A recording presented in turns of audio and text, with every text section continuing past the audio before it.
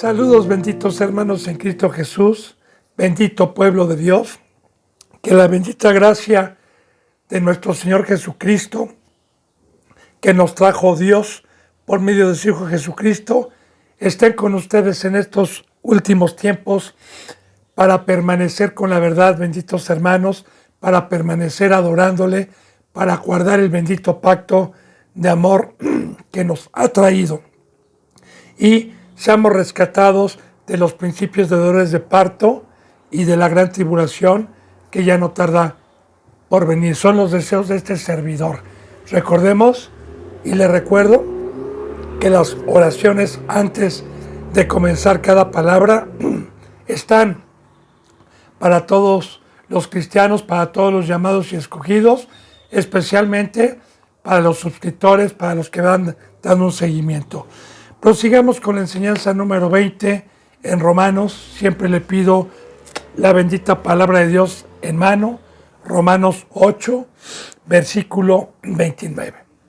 Ayer, bendito hermano y bendita hermana, referente al resumen que Dios me permitió hacer de los dos pueblos, de los que están predestinados y los que no están predestinados, todos son con bases bíblicas.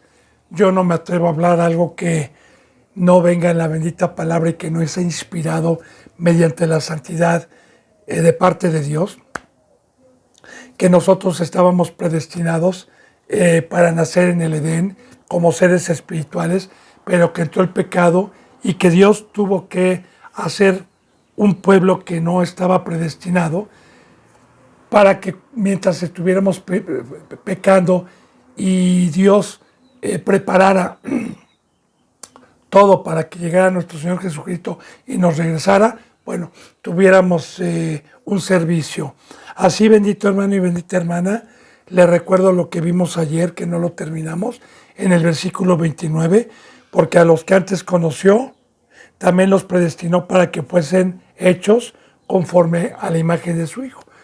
Recordemos que nos predestinó antes de la fundación del mundo para nacer en el Edén conforme a la imagen de Dios, la imagen de su Hijo que es espiritual, pero esa imagen la perdimos cuando entró el pecado. Adquirimos la carne, que hemos estado hablando en estas últimas enseñanzas sobre eso. Ahora bien, ya vino Cristo Jesús y a los que somos mansos, a los que hemos creído, en las manos del alfarero, nos va dando nuevamente la imagen que perdimos. ¿Para qué? ¿Con qué finalidad? ¿Cuál es el pacto? Fíjese bien, para que Él sea el primogénito entre muchos hermanos.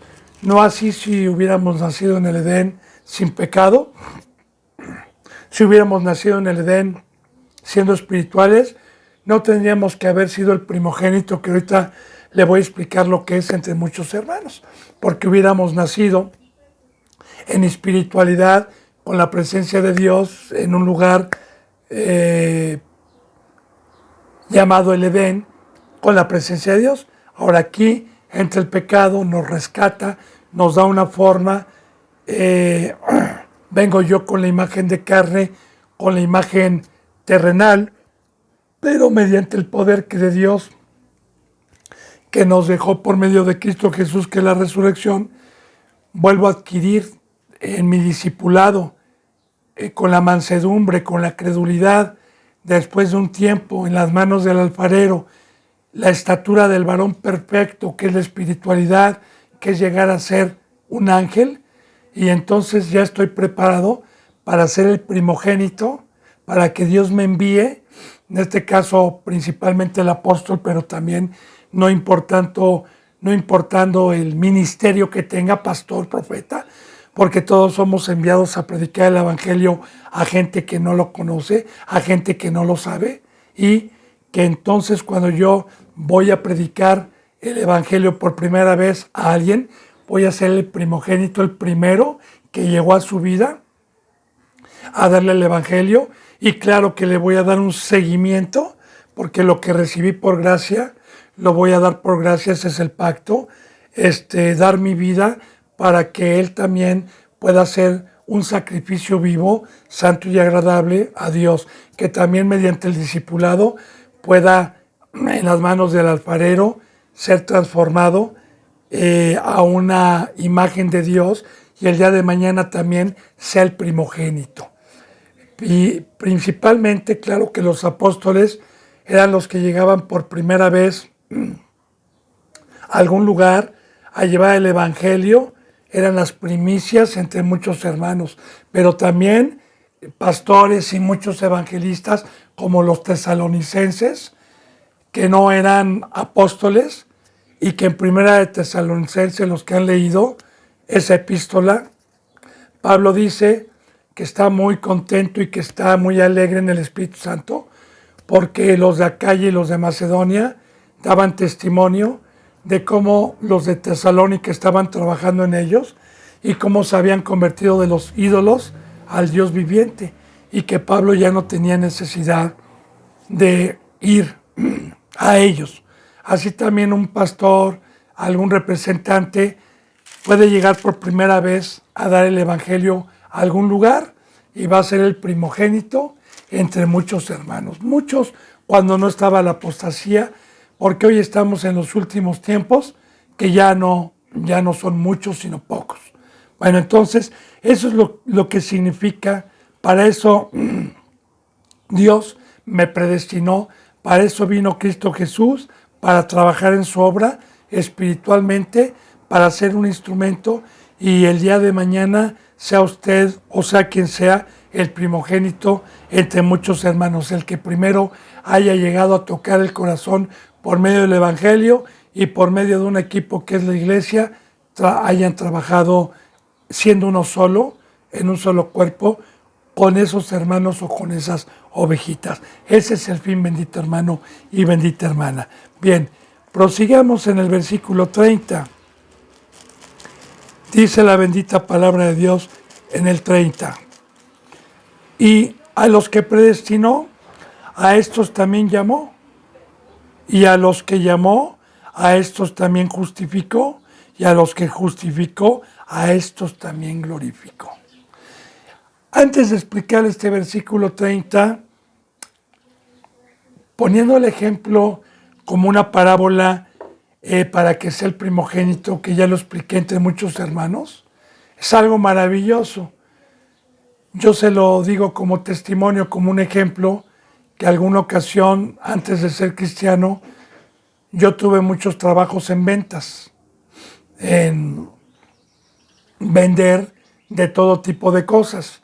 Había una empresa en aquel entonces, por los 80, si no mal recuerdo, que se le llamaba La Pirámide. Yo llegaba y me contrataba esa empresa para vender por comisión, porque no había sueldo, era por comisión. Y yo tenía una comisión por cada artículo que vendía esa empresa. Pero de igual manera, si yo iba y traía a otra persona, esa persona automáticamente me dejaba a mí un porcentaje de lo que ella vendiera por haberla traído. Y de igual manera, esa persona que yo metí, si traía a otra persona, y esa persona, otra persona, a mí me iba dejando una ganancia, por eso se le llamaba La Pirámide, ¿verdad? Yo como primogénito, fui primero contratado con esa empresa, a la cabeza, y a los que yo traje y de los que traje y ellos trajeron, y de los que traje que ellos trajeron, la cabeza siempre iba a ser yo. Me iban a dar ganancias extras. De igual manera aquí es hermosísimo, porque cuando uno llega a ser primogénito, pues todos aquellos que se van convirtiendo después, si usted llegó por primera vez y luego esta persona tuvo un crecimiento y fue por otra y luego llegaron a ser primogénitos ellos, pero usted los amó, todo eso son los tesoros donde no hay ladrón ni polilla. Todo eso lo va a llevar a la vida eterna. Todo eso es ocuparse en la obra de Dios.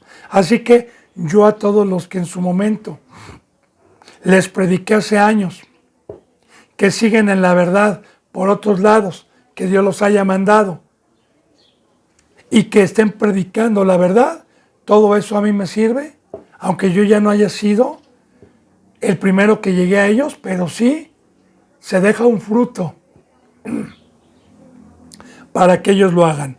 Ahora bien, entonces dice ya en el 30, ya explico, y a los que predestinó, que ya lo vimos el día de ayer, bendito hermano, que antes de que Dios nos conoció, mucho antes que estuviéramos en el vientre de nuestra madre, Él ya nos había conocido allá arriba, ya estábamos en su ser, ya estábamos dentro de Él, ya nos había predestinado. A estos también llamó. Y aquí está, recordemos que en el Nuevo Testamento la palabra de Dios nos enseña que muchos son los llamados, pero pocos son los escogidos.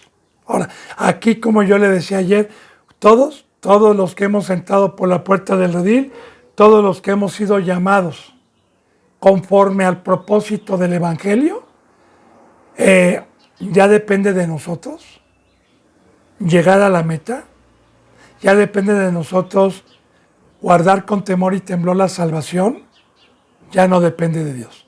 Recordemos, muchos son los llamados, pero pocos son los escogidos. Entonces, a los que predestinó, yo por eso ayer le decía que aquí a mí me impacta la palabra, porque dice la palabra que si usted es cristiano o yo soy cristiano y mi vecino no quiere, que no nos jactemos. Que no digamos, ay, yo sí creí, tú no creíste. No. ¿Sabe qué, bendito hermano y bendita hermana? Recuerde que estábamos predestinados y la palabra de Dios dice que el haber dicho que sí, cuando llegó Dios por medio de un siervo, por medio de Cristo a mi vida, a compartirme el Evangelio, no es que yo haya dicho sí, sino que ya estaba predestinado para ser llamado. Amén. Gloria a Dios. Es por eso que desde que Dios cada vez mediante la entrega, mediante la credulidad, mediante el tiempo, me dio el conocimiento de su amor, yo le digo, Señor, soy deudor a ti, gracias, por no haber sido pueblo, adversario o predestinado para no ser tu pueblo. No sé por qué fui predestinado desde antes de los tiempos, pero yo te agradezco con mi vida, no de labios para afuera, Señor. Y valoro lo que me has dado. Ahora bien, a estos también llamó, y a los que llamó, a estos también justificó. ¿Por qué? ¿Cómo me llamó? Por medio del Evangelio. Ya vimos que no había un solo justo. Ya vimos que tanto el primer pueblo antiguo como los que éramos gentiles, todos estábamos con pecados. Ya vimos que por uno aumentó el pecado al mundo y por el pecado entró la muerte, por cuanto todos los hombres pecaron. Así que todos veníamos sucios, todos teníamos un acta levantada que nos era contraria allá arriba. Entonces, bien, me llama siendo predestinado y me justifica por medio de la sangre, por medio del sacrificio de su Hijo, por medio del Cordero que Él puso. Con su sangre me justifica todo el pecado de ignorancia, todo el pecado que estuve, pues nací en carne, nací muerto, nací ajeno a todo esto, me justificó no por obras, sino por haber sido predestinado y por fe me justificó. Y también predestinó primeramente al primer pueblo, porque primeramente al primer pueblo, recordemos que dice la palabra que a los suyos vino y los suyos no los recibieron. Para empezar, el primer pueblo estaba predestinado para ser llamado, para ser justificado. Muchos no creyeron, pero también nosotros los gentiles. Dice, y a los que llamó, a estos también justificó. Y a los que justificó, a estos también glorificó. Ahora, una vez que me limpió con la sangre de Cristo Jesús, entonces pude recibir la gloria, pude recibir la presencia de Dios. Recordemos, bendito hermano y bendita hermana, que primero tuvo que haber sido la limpieza, primero tuvo que haber sido la justificación, porque Dios es santo, santo, santo, y Dios habita en un lugar donde no hay pecado, Dios no puede habitar donde hay pecado.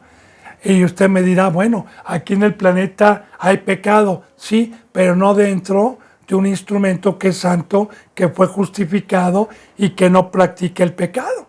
Porque Dios no está fuera de un cuerpo humano, está dentro de un cuerpo humano para poderse reflejar a los que están en tinieblas. Entonces, a los que justificó, a estos también glorificó, con la presencia para glorificarlo a Él. Porque es muy importante esta enseñanza de gloria, la gloria de Israel.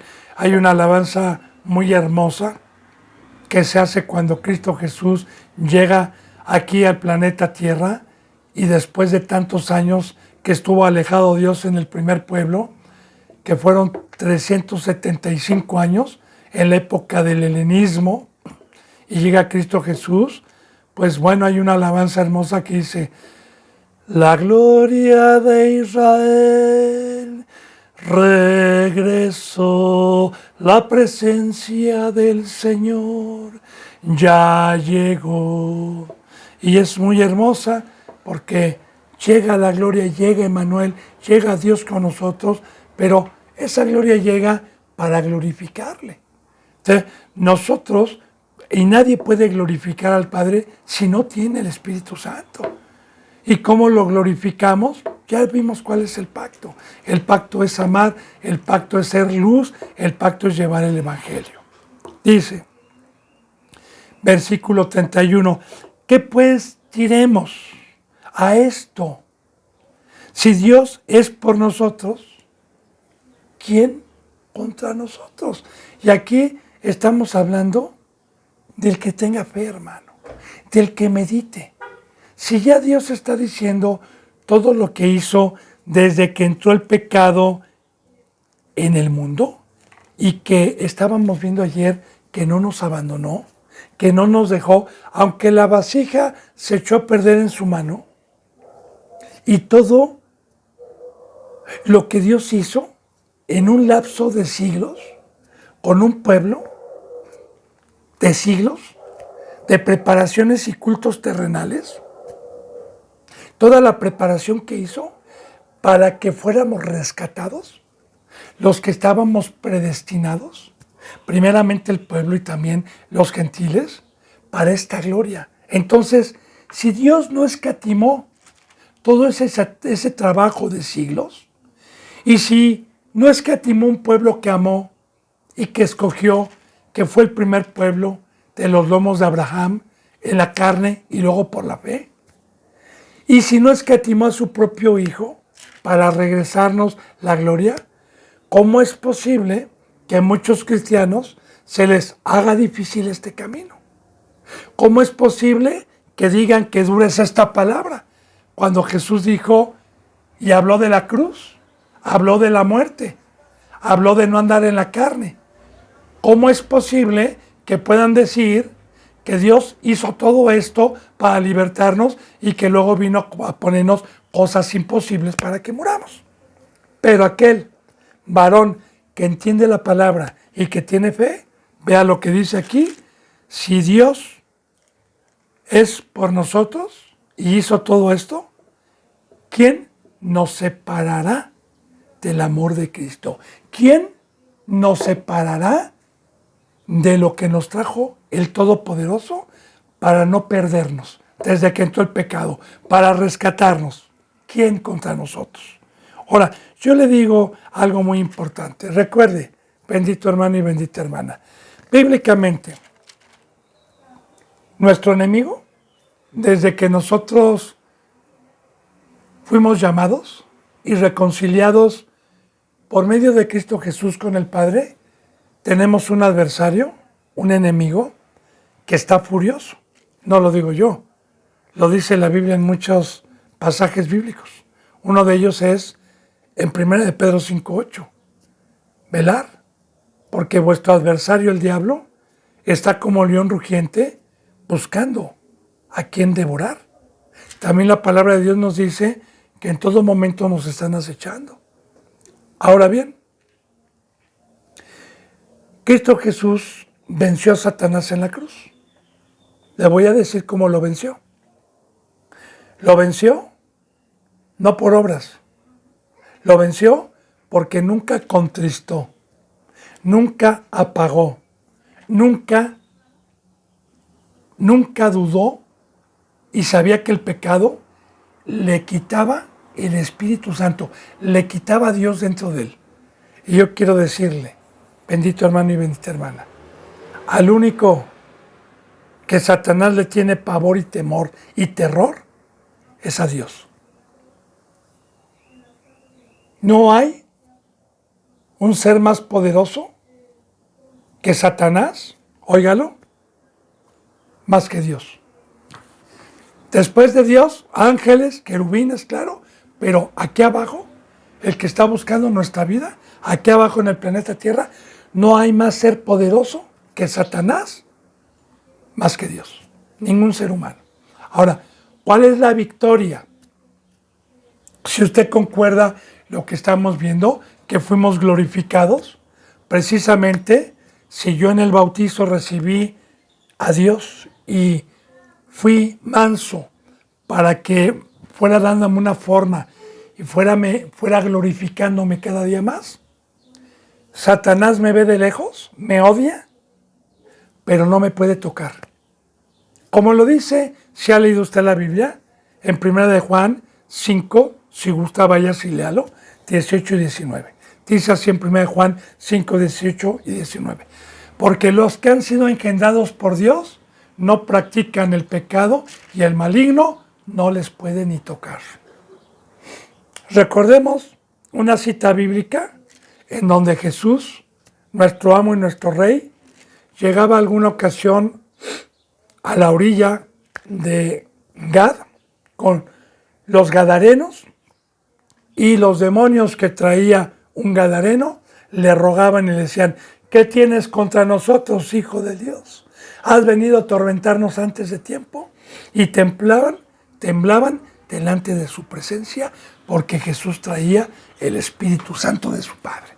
Así que yo le digo que no lo engañen en ninguna congregación, porque muchos dicen: aquí declaramos victoria, Satanás no nos toca, y Satanás está bajo los pies, machácalo, machaca, y ahí están como loquitos, ¿verdad? Le digo porque yo estuve en una congregación de esas engañado, ¿verdad? Y así dicen: no, hermano y hermana, no. Satanás lo venció Cristo y dijo: yo soy el camino, la verdad y la vida. Ejemplo les ha dado. Yo alguna ocasión preguntaba y pregunto: ¿cómo metería usted 5 elefantes reales, vivos, en un Volkswagen? Imposible, pero vamos a poner un ejemplo. Siguiendo las instrucciones, si es que hay instrucciones. De igual manera, ¿cómo me voy a salvar? Bueno, si tengo un creador, si tengo un diseñador, alguien que me diseñó, pues me dejó un instructivo que es la Biblia, ¿verdad? Y que debo de conocer perfectamente bien para que la garantía de vida, porque tenemos una garantía de vida, esté y se aplique en nosotros. Pero es igual que una licuadora o es igual que un aparato, una pantalla que usted compra, ¿verdad? Y si usted no lee el instructivo y lo conecta en una corriente que no sea la que le están recomendando, ¿bien? O lo limpia con solventes, con un jabón, la pantalla sin haber leído el instructivo y se le echa a perder y usted reclama al que hizo la pantalla, no le va a respetar la garantía. Es igual aquí, con los seres humanos. Dios es el creador, Dios nos hizo, tenemos un instructivo. Ahora, esta bendita palabra a mí me enseña que Satanás no me puede tocar si yo tengo a Dios adentro. Y de igual manera, Satanás, sus demonios y su pueblo, que son los impíos y son los inicuos, y todos los que han dejado la cruz y se han pasado, o más bien Dios bíblicamente, por el castigo que está en la Biblia, los ha dejado que sean instrumentos de Satanás para ir en contra de la cruz y oponerse a la verdad. No me pueden separar, ni el mundo, ni la tempestad, ni los vientos pegarán con ímpetu, pero si usted edifica su casa en la roca, la ruina va a ser grande si usted no se sujetó y contrictó a Dios. Entonces, esa es la victoria, hermano y hermana. Por eso dice, no apague el espíritu. Recuerde, el pecado paga un salario y es la muerte. Y le digo yo, para que pueda entender. Yo soy una jovencita de 14 años con un cuerpo escultural. Y hay los muchachos del barrio donde vivo, todos me quieren violar. Todos me quieren violar. Pero mi padre es el mejor karateca y el mejor pistolero de todos. Y cuando voy con mi padre, todos hacen un lado. Nadie. Ya me han querido alguna ocasión muchachos, y mi padre les ha dado una zarandiza. Y le tienen temor cada que ven a mi padre. Pero se me ocurre, y mi padre me dice, hija, por favor, nunca vayas a salir a la calle sola, porque en cuanto te vean sola te van a violar. Sí, papá. Pero soy incrédula. Y salí a la tienda y no le hice caso a mi papá. ¿Qué cree que va a pasar? Pero así, mire. No está el papá. Aquí vamos a agarrarla. Así, bendito hermano y bendita hermana, es este camino. Por eso dice, no entristezca, no apague, no peque. No. Mi protector, mi todo es Dios adentro de mí. Esta gloria que me trajo. Recuerde lo que vimos en el versículo de arriba, ¿verdad? A los que predestinó, llamó. A los que llamó, justificó. Y a los que justificó, también glorificó. Que es la presencia de Dios. Ahora, bien, ¿qué pues diremos a esto? Si Dios es por nosotros, ¿quién contra nosotros? ¿Quién va a poder? Nadie. Pero ya le dije cuál es el requisito y el pacto que hay aquí. Dice entonces, el que no escatimó ni a su propio Hijo, sino que lo entregó por todos nosotros, ¿cómo no nos dará también con Él todas estas cosas? Como le estaba diciendo hace rato, si Dios nos predestinó, entró el pecado y hizo un plan de trabajo durante siglos, con muertes, con sacrificios, con sombras, con un pueblo, por siglos, y luego no escatimó al primogénito de la creación, a su único Hijo. ¿Cómo no nos va, por fe, a dar las promesas de que puedo estar en la cruz, de que puedo comer la carne de Cristo, de que puedo beber de su sangre, de que puedo estar totalmente muerto, de que tengo que entregarme y tengo que adorarle? ¿Cómo no me va a dar las promesas de que sí puedo, hermano y hermana? Ahí está el pacto de la fe. Ahora, recuerde también algo muy importante. Lo que Dios nos viene a pedir aquí no es para hacerle un bien a Él. No, claro sí, trabajar en sus negocios, pero si yo no quiero, Dios hace de otro. O sea, hermano y hermana. ¿Sí? Entonces, todo lo que nos ha mandado es una herencia, es una riqueza que nos trajo por medio de Cristo, que es para lo que fuimos hechos. Yo recuerde algo, la bendita palabra nos habla siempre de ser servidores de Dios, de ser trabajadores. Empecemos por esto. Dios, el creador de todo, lo que ha hecho, tanto en el universo como en lo que no se ve, como lo que se ve, como lo invisible y lo invisible, absolutamente todo, la palabra de Dios nos enseña que lo hizo con un propósito, para un servicio, para Dios, cada cual para su cual. Ángeles y seres humanos nos diseñó para una obra diferente al sol, diferente a la luna, diferente a un árbol que da pera, diferente a un animal, diferente. Pero todo tiene un propósito, absolutamente todo.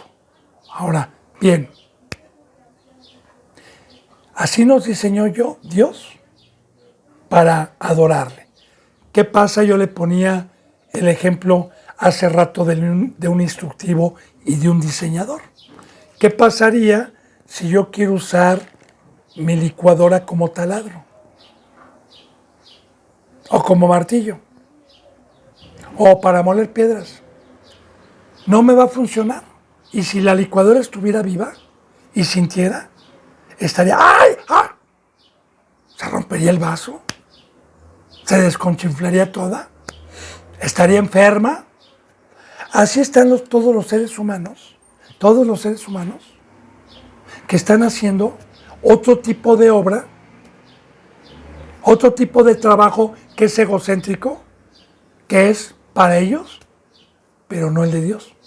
Y por más que tengan dinero, y por más que tengan poderío y reconocimientos, no son felices. No disfrutan. Los enloquece, los echa a perder. Dios no nos hizo para eso, para acumular, para tener amistad con el mundo. Cheque, bendito hermano y bendita hermana, todos los magnates, como este último de García Luna, 15 propiedades en Florida, 49 millones de dólares en propiedades, mega residencias, Ferraris. ¿Usted cree que el hombre fue feliz? Usted cree, mire, yo si soy feliz con algo no tengo por qué comprar otra cosa y otra cosa. No, eso ya es una enfermedad. Y de hecho, yo le recomiendo que aquí hay una enseñanza que se llama Eclesiastés a los poquitos seguidores que tienen, porque cada que yo toco esos temas hay menos seguidores, pero no me importa, hermano y hermana. A mí, mire, con uno o con dos que haya en estos últimos tiempos y que lleguen a un crecimiento espiritual, me basta. Y si en 1 o 2 o 3 años que Dios me permita trabajar, hay 1 o 2 ovejitas que puedan venir aquí y que se puedan rescatar de ahí, a mí con eso es una gran ganancia en estos últimos tiempos. Pero bien, a los que van dando un seguimiento, a los que meditan, a los que no se dejan engañar por una sabiduría humana fuera de la Biblia, de lo que le estoy diciendo, yo lo invito a que vea las enseñanzas de Eclesiastés por este servidor, La Puerta Angosta, Eclesiastés desglosado, que habla del mundo precisamente, habla de lo que no trajo Dios, habla de las riquezas de aquí abajo, habla del trabajo de aquí abajo. Léalo, hermano, no viene con un versículo, viene totalmente explicado. Entonces, ahí no está la felicidad, ahí no está verdaderamente lo que nos trajo Dios. Y perdón, estaba viendo en dónde nos quedamos aquí. Ok. ¿Quién acusará a los escogidos? Isabel. Bueno, ahorita le checo, bendito hermano y bendita hermana. Bien, entonces, ¿quién contra nosotros? ¿Quién nos va a separar? ¿Quién? Si Dios no escatimó ni a su propio Hijo, no lo escatimó, sino que lo entregó por todos nosotros, fíjese bien, ¿cómo no nos dará también con Él todas las cosas? Y las cosas está hablando de las promesas, de su presencia, del crecimiento, de poder caminar en el mar, de poder estar en la cruz, de que no es por obra, sino es por fe. ¿Cómo no nos va a dar todas sus promesas? Y yo le digo, y le daba testimonio, bendito hermano y bendita hermana, que yo soy el primero que hoy doy testimonio, después de años, cómo empecé, cómo me discipuló, y hoy vengo a ser testigo de la fidelidad de Dios y de su Hijo, que todo lo que me prometieron me lo han dado, que por eso no desmayo, que por eso sigo muerto al mundo, aborrecido, porque espero la vida eterna, porque Dios no me ha fallado en todo este tiempo. Y algo muy importante, Él me prometió victoria, Él me prometió que el enemigo no me iba a tocar, Él me prometió que Jesús venció a Satanás en la cruz y que me dejaba la misma arma con la que venció a Satanás, que es obediencia y que es Dios adentro. Ahí está, bendito hermano y bendita hermana. Yo espero que vayamos entendiendo. Vamos al versículo 33. ¿Quién acusará a los escogidos de Dios?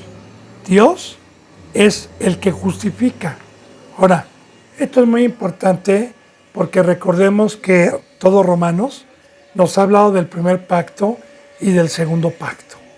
En el primer pacto a Satanás se le llamaba, uno de los nombres que se le daba era el acusador de sus hermanos. Antes de que viniera el nuevo pacto, antes de que viniera el pacto de la perfección, antes de que viniera nuestro Señor Jesucristo como juez, Satanás podía ir y venir y subir y acusar al pueblo que tenía la ley y que en el primer culto no la guardaba. Se le llamaba el acusador. Pero en este nuevo pacto, Cristo Jesús viene a destruir a Satanás, a cortarle las alas que tenía, como el dragón, y a convertirlo en una serpiente sin alas que se arrastra y come polvo. Ya en este pacto, por medio de la cruz, Satanás no tiene acceso a ir a acusar, como en el primer pacto, a los escogidos, al pueblo de Dios. Ya no puede. Ahora tenemos un juez, tenemos un rey que nos justificó. Y claro que este pacto, fíjese bien si meditamos, es que en el antiguo pacto era imposible, como ya lo vimos, que fueran perfectos. Recuerde Romanos 7, lo que ya hemos visto en enseñanzas pasadas, porque lo que hago no lo entiendo y termino haciendo lo que aborrezco. Apruebo que la ley es buena y hallo esta ley, que el pecado mora dentro de mí. Ya lo vimos. Entonces, en este pacto que nos deja por fe crucificar la carne y vivir en espíritu y se nos trae el poder, ¿de qué me tiene que acusar Satanás si voy a ser perfecto? Porque este pacto es de perfección. Este pacto es de no practicar el pecado. ¿De qué me puede acusar? Ya claro, hay muchos apóstatas que Satanás no los puede acusar, pero que escrito está que el que practica el pecado es del diablo y Dios permite, ya sin necesidad de que vaya a reclamar Satanás esa alma. No, Dios mismo en este pacto se le entrega. Ya no tiene que ir este adversario de Dios a estar reclamando como antes las almas. Ya no, hermano y hermana.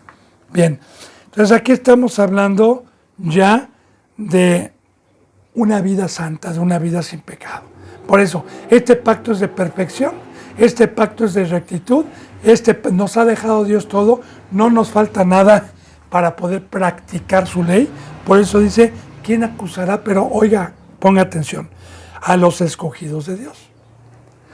No está hablando de los discípulos, de los llamados, no. Ya le he dicho yo, bendito hermano y bendita hermana, a mí me han acusado mucho.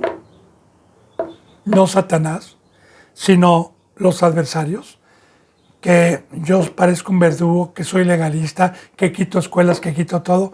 No, hermano y hermana, no. Aquí, a un recién llamado, alguien que va empezando, jamás se le dice, ¿sabes qué? Si quieres que te dé la palabra aquí, tienes que dejar escuela, tienes que sacar a tus hijos, tienes que dejar a tus esposos, tienes que dejar ídolos. No. La palabra de Dios dice que tengo que tener paciencia de acuerdo al crecimiento que Dios les vaya dado. Y el crecimiento lo da Dios, ni siquiera yo. Y el crecimiento cada uno se lo va ganando conforme va practicando la palabra. Ahora, el mismo Dios, mediante el Espíritu Santo y mediante la fe, sin necesidad de estar rogando, va apartando automáticamente, no por obrar, los va alejando del mundo y van entendiendo lo que es del César y lo que es de Dios. Claro que el representante está por si la ovejita se descuida, por si llegan a tratarla de engañar en lo que va el crecimiento, por si tiene alguna duda, por las flechas incendiarias, para en todo momento estarla sustentando. Ahora bien, entonces, una vez que terminé mi discipulado, si es que lo terminé, porque muchos se quedaron, ya vimos la parábola del sembrador, y los escogidos son los que llegan al final a dar al 30, al 60 o al 10. Bien, se les llama escogidos. escogidos. Y aquí en este versículo no habla de los llamados, ni habla de los que están en un discipulado. Habla de los que alcanzaron la estatura del varón perfecto y fueron escogidos como pescados del mar para dar de comer a los que tienen hambre y sed de justicia. Un escogido es aquel que no tiene un diploma por seres humanos, ni es puesto por seres humanos. Un escogido es por Dios y por Cristo Jesús para su obra. Ahora bien, ¿quién me va a acusar si yo cumplo como escogido con el pacto como lo vimos en Timoteo? ¿Cómo debe de ser un obispo? ¿Se acuerda que lo vimos? Irreprensible, que tenga buen testimonio de los de afuera, que sepa gobernar su casa, no dado al vino, casado una sola vez, no iracundo, no soberbio. Entonces, estamos hablando que un escogido debe de ser un varón perfecto, así como Cristo Jesús, cuando decía, ¿quién me redarguye de pecado? ¿Quién de ustedes me puede abrir la ley? Oh fariseos, escribas y saduceos, que se jactan de la ley. ¿Quién de ustedes me puede decir que estoy transgrediendo la ley de Dios? De igual manera, aquí, bendito hermano y bendita hermana, podrán a mí levantarme falsos, como a Cristo, pero que me digan con la Biblia que estoy transgrediendo una ley de Dios. No pueden. No pueden. Por eso dice, ¿quién acusará a los escogidos de Dios? Ya le dije por qué. Le estoy explicando. Un escogido debe de estar sin mancha. Debe de estar sin mácula. Debe ser ejemplo. Nadie que conozca la Biblia puede abrir la Biblia y señalarle un pecado.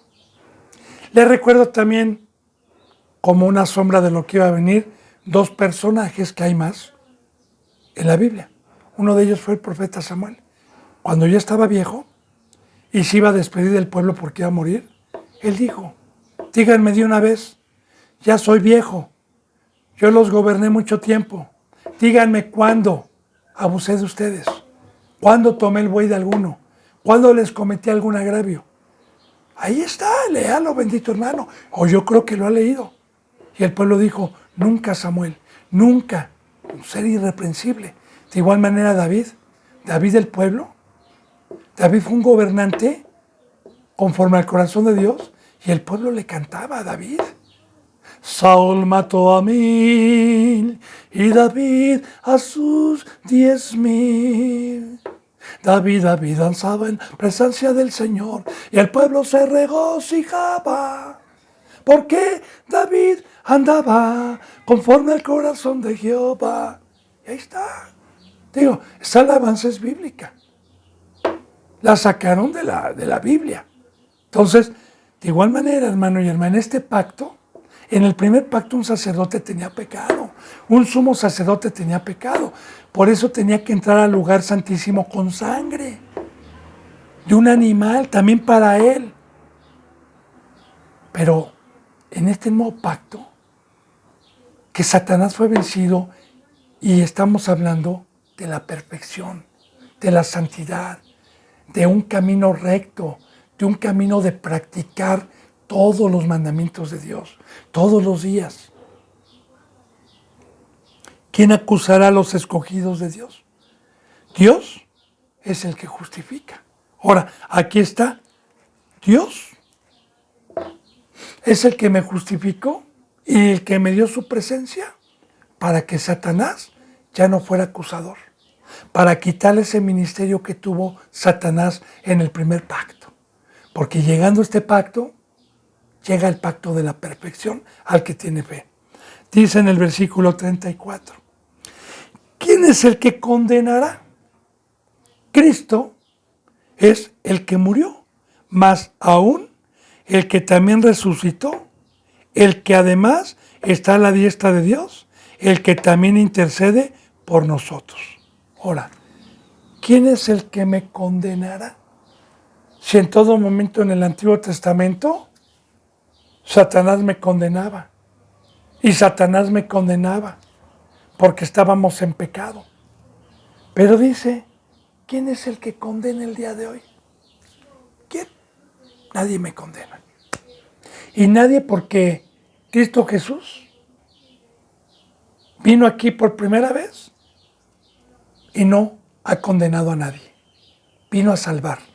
Su bendita presencia, por el que se despojó del trono, de no aferrarse al ser igual a cosa de Dios, a que aferrarse, sino que se despojó de todo, fue para venirnos a salvar, fue para venirnos a libertad, fue para quitar a Satanás, que tuvo el imperio de nuestras vidas durante siglos. Ahora bien, Cristo Jesús, y ahorita nadie lo condena, nadie. La palabra de Dios me dice que va a haber un lago de fuego, que va a haber un juicio, y que el juicio se lo dio Dios a Cristo Jesús, pero todavía no llega ese juicio.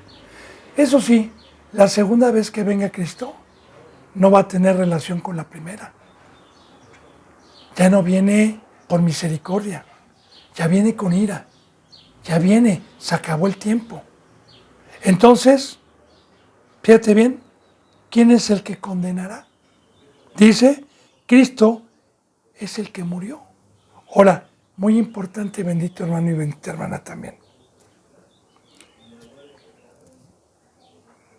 Jesús, como ya lo vimos, venció a Satanás por tener al Padre dentro. Y Cristo Jesús pudo morir, pudo cargar con la cruz, pudo dejarse crucificar voluntariamente porque tenía el poder. De igual manera, si usted está muerto, si usted tomó su cruz, si usted está clavado juntamente con Cristo, como Pablo, ¿quién lo va a condenar? Cristo es el juez. Y como vimos, nosotros vamos a ser juzgados con esta ley algún día. Pero si yo no estoy transgrediendo ninguna ley de mi amo y de mi Señor, ¿quién me va a condenar, hermano? Digo, a mí me han tratado de condenar muchos, pero no les hago caso, porque Jesús es el juez. Como yo les he dicho también a los que piensan que son cristianos y me han atacado, yo no te juzgo. Yo nada más abro la Biblia para hacerte entender que estás mal. Pero si tú te quieres aferrar en tus razonamientos, adelante. Algún día, si yo estoy mal como tú dices, si estoy desbaratando familias como tú me dices, si estoy echando a perder a gente como tú me lo dices, sacándolos de este maldito mundo para que se preparen, algún día Dios nos va a juzgar a ti y a mí. Algún día vamos a estar en la presencia de Dios. Y hasta ahí nos vamos a dar cuenta a quién amó Dios y a quién aborreció Dios. Él es el que tiene el juicio. Entonces, Cristo Jesús es el que murió. Más aún, el que también resucitó. Esto es maravilloso. ¿Por qué? Porque aquí nos deja el camino y la victoria. ¿Qué nos dijo? Nadie puede llegar al Padre si no es por mí. El que no toma su cruz y me sigue, no puede ser mi discípulo. Les es necesario morir para resucitar. Les es necesario tomar su cruz para resucitar. Y recordemos, estamos hablando de la resurrección espiritual. Porque Jesús murió a la carne. Recuerde que ya vimos en Romanos 6 una alegoría paralela al sacrificio de Cristo. ¿Qué dice? ¿O no saben que todos los que han sido bautizados en el nombre de Cristo Jesús han sido bautizados en su muerte? ¿Han sido plantados juntamente con Él y resucitados? No reine pues el pecado en vuestro cuerpo mortal, que lo obedezcan en sus concupiscencias, porque ustedes ya son seres espirituales. Presenten vuestros miembros a Dios como vivos de entre los muertos. Entonces, aquí vamos viendo el camino, aquí vamos viendo que si a Cristo lo conocimos en carne, ya no lo conocemos así. Lo conocemos espiritualmente, porque Jesús murió a la carne, con esta enseñanza, porque la carne busca el mundo, la carne busca la mesa de Satanás, la carne es débil, como ya lo hemos visto, pero recuerda, esto es por fe.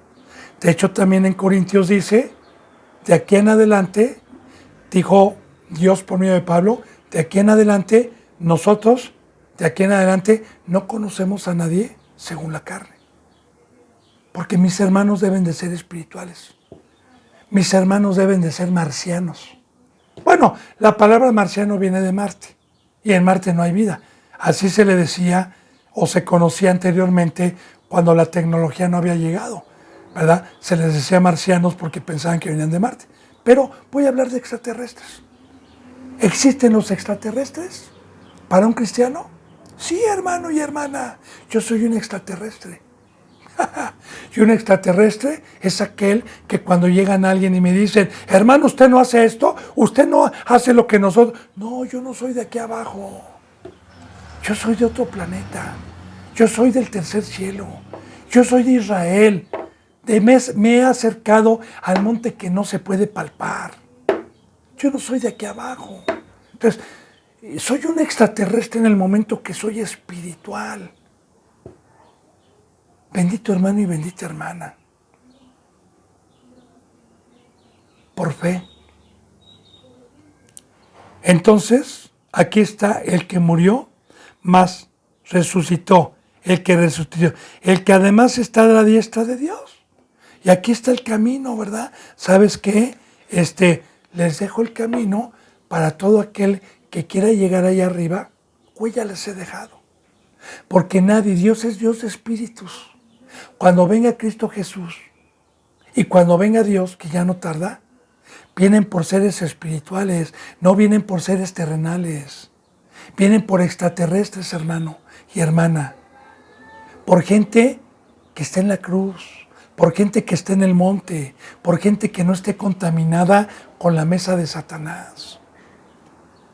Y fíjese bien, está a la diestra de Dios, el que también intercede por nosotros y no nos está acusando y no nos está maldiciendo como Satanás. Aquí está una alegoría de Satanás, que era el acusador, que era el que en todo momento nos acusaba, que el que trajo el pecado, a diferencia de este pacto, en que en todo momento está intercediendo por nosotros, como una oración tan hermosa que Cristo Jesús intercede por nosotros estando todavía en la carne, pero no siendo de la carne. En donde dice en San Juan 17, Padre, yo te ruego, Padre, no te pido que los quites del mundo, sino que los guardes del mundo. Yo te pido, Padre, que así como tú y yo somos uno, tú en mí, Padre, y yo en ti, ellos también, Padre, sean uno, que no los abandonen. Hablando del pacto, hablando del Espíritu Santo.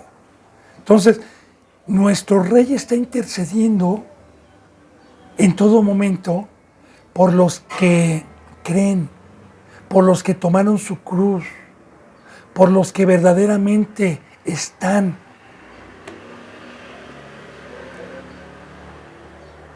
pagando la deuda a Cristo y no al mundo, no a la carne. Recuerde que vimos deudores, no somos a la carne para regresar otra vez a la carne, al mundo. Deudores somos a Cristo, tenemos una deuda. Dar por gracia lo que recibimos por gracia. Bien. Dice en el versículo 35, ¿quién nos separará del amor de Cristo? ¿Tribulación? ¿O angustia? ¿O persecución? ¿O hambre? ¿O desnudez? ¿O peligro? ¿O espada? Fíjese bien. Primeramente, ¿quién le dije? Que yo soy deudor a Cristo. Él me amó primero. Dios me amó primero. Y Cristo Jesús me amó con el amor de Dios, dando su vida. Ahora, ¿qué me dijo Cristo? Que el primer mandamiento es amar a Dios y a mi prójimo, que es Cristo. Porque mi prójimo es Cristo. Porque mi prójimo es el cuerpo de Cristo. Amarás a tu Dios, es el primer mandamiento, que ya se lo he explicado yo. Amar a Dios es, una vez que fui llamado, en todo mi proceso, si soy manso, si tengo fe, fui practicando todos los mandamientos hasta alcanzar la estatura del varón perfecto. Y una vez que Dios puso esta palabra y la implantó en mi corazón, saliendo totalmente del mundo, entonces me dijo, ahora ama a mi hijo.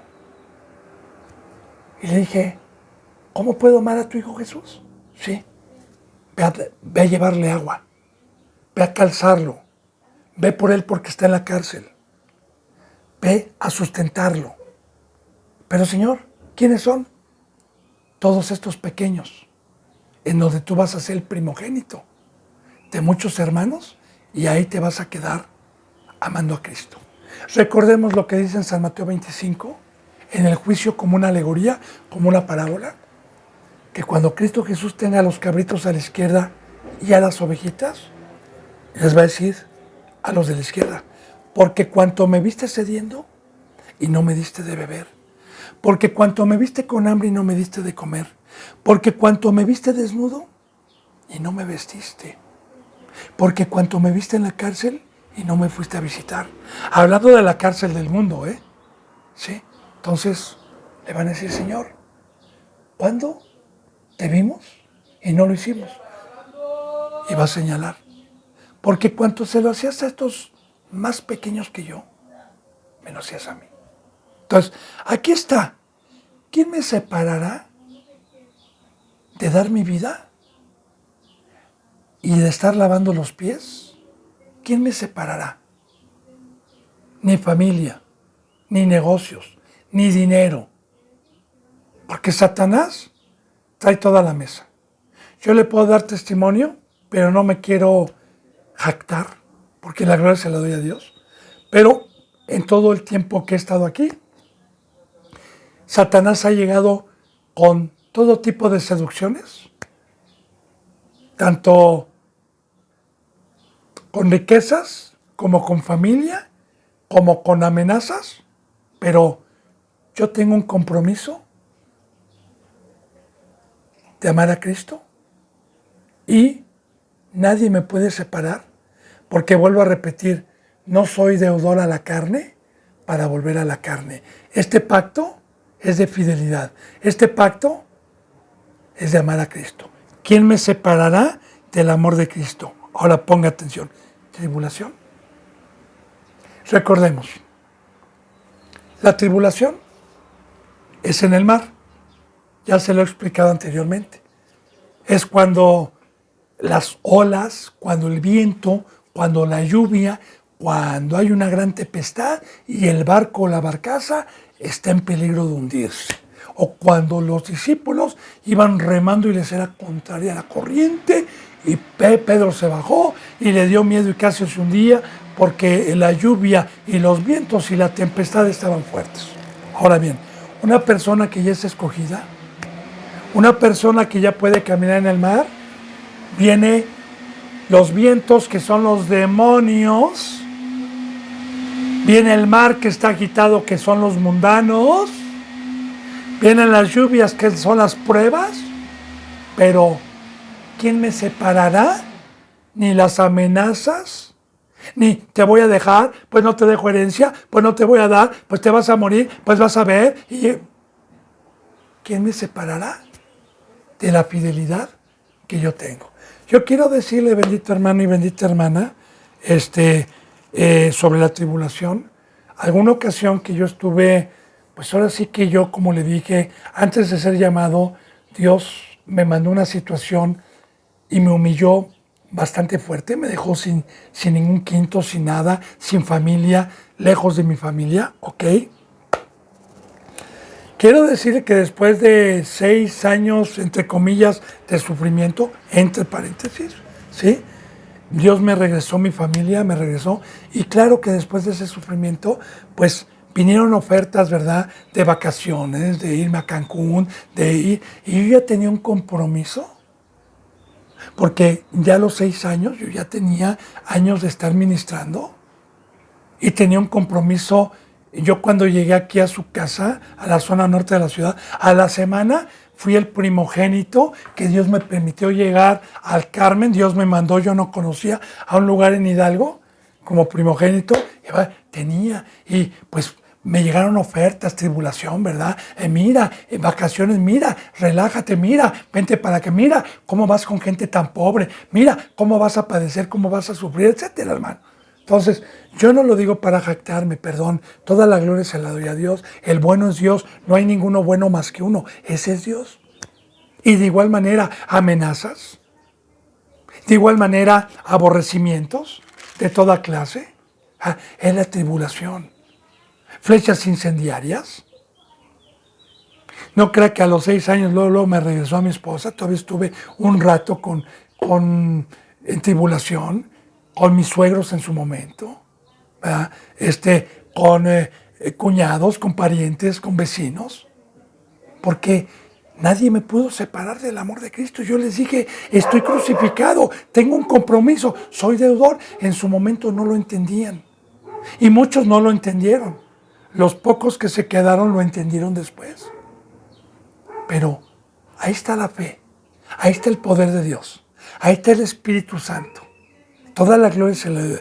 ¿Quién nos separará de ese pacto? ¿Quién nos separará de la obra de Dios? ¿Tribulación o angustia? Pues la angustia también, bendito hermano y bendita hermana, es cuando estamos en apuros. Es cuando, yo le quiero decirle, le puedo dar testimonio, ¿verdad? Que a veces estábamos contando hasta los pesitos y buscando lo más barato para comprar un jitomatito, una cebollita, para comer los hermanos y la hermandad. A veces del vestido, pero siempre con la esperanza, siempre tranquilo. Sí, la angustia alrededor, pero no en el interior. Porque Dios nunca nos abandonó. La angustia es el afán, el preocuparse, el estar angustiado por la oposición. Chin, voy a perder a mi familia, a lo mejor ya no me hablan, a lo mejor ya no voy a tener apoyo, etcétera. Pero ¿sabe qué? Ya le dije, por el segundo mandamiento que Dios me da de amar a mi prójimo, Satanás usa a todo su súbito para tratar de que no cumpla yo con ese bendito mandamiento que es el que me lleva, es el trampolín a la vida eterna. ¿Quién me separará de esta riqueza? ¿Quién me separará de esta herencia? Porque si Dios me justificó y inmerecidamente me encomendó esta bendita obra de amor, hermano y hermana, por el amor de Dios, nadie me va a quitar esta perla preciosa. Nadie me va a quitar esta riqueza que me trajo Cristo Jesús en la cruz. No terminé el versículo 35, está muy profundo. Si Dios me lo permite, mañana lo continuaremos. Bendito hermano y bendita hermana. Que la gracia y la paz se queden con ustedes. Les mando un abrazo y el beso del óculo santo. Hasta mañana si Dios quiere. Gracias.